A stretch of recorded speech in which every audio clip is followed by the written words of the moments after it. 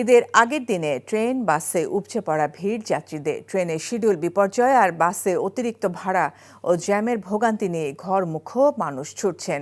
রাজধানীর বাস টার্মিনালগুলোতে টিকিট না পাওয়া এবং সময় মতো বাস না পেয়ে লোকাল বাস, পিকআপ অথবা ট্রেনের ছাদেও ঢাকা ছেড়েছেন লাখো মানুষ।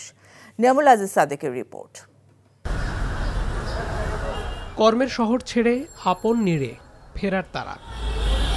ভোর থেকেই মহাসড়কে একটা পরিবহনের জন্য এমন প্রতীক্ষা হাজারো মানুষের। তীব্র প্রতিযোগিতা শেষে নগরবাসীর কেউ লোকাল বাসে চড়েই রওনা হয়েছেন দীর্ঘ পথ পাড়ি দেওয়ার জন্য। ঈদের স্বল্প ছুটি অথবা স্বল্প দূরত্বের চিন্তায় যারা কাউন্টারে এসেছেন, আজকে তাদের কপালে চিন্তার ভাঁজ।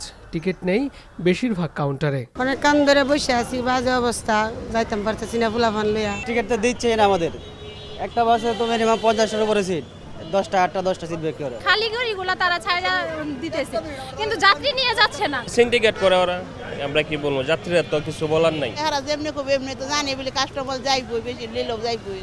বরাবরের মতো এবারও কয়েকশো টাকা বাড়তি নিচ্ছে কাউন্টারগুলো, যদিও এর বিপরীতে নানা যুক্তি দাঁড় করান তারা। আমাদের ফেয়ার ভাড়া, আগের ভাড়া, ঈদের ভাড়া যে নর্মাল বাজারে কিনতেছি। কাউন্টারে 2-4টা সিট যদি রাস্তায় বেসে, এই সিটগুলো না খালি থাকবে, এটা রাস্তা থেকে উঠবো। কিশোরগঞ্জে গত 2 বছর ধরে এক টাকা বেশি নেওয়া না।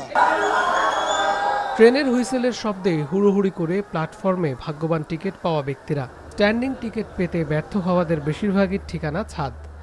শিশু থেকে নারী প্রচণ্ড রোদের ঝুঁকির তোয়াক্কা না করেই আপন গন্তব্যে ছুটেছেন। দেশে যেমন সবাই মা বাবা আছে, হ্যাঁ, আত্মীয় স্বজন সবাই মিলে দিলে একটা ঈদ করবো, হ্যাঁ, এই আনন্দে যাইতেছি। টিকিট না পাওয়ার কারণে 500 টাকা দিয়ে টিকিট, সেটা স্ট্যান্ডিং টিকিট লইছি। বাড়িতে পরিবার আছে, এই জন্য পরিবারের সাথে ঈদ কাটানোর জন্য। মেগাসিটি ছেড়ে প্রিয়জনের সঙ্গে আনন্দ আড্ডায় মুহূর্তের অপেক্ষায় সব কষ্টই যেন ম্লান। Niamul Aziz Sadek, NTV news, Dhaka. এই ঈদে জামা জুতো অ্যাক্সেসরিজের ডিসকাউন্ট।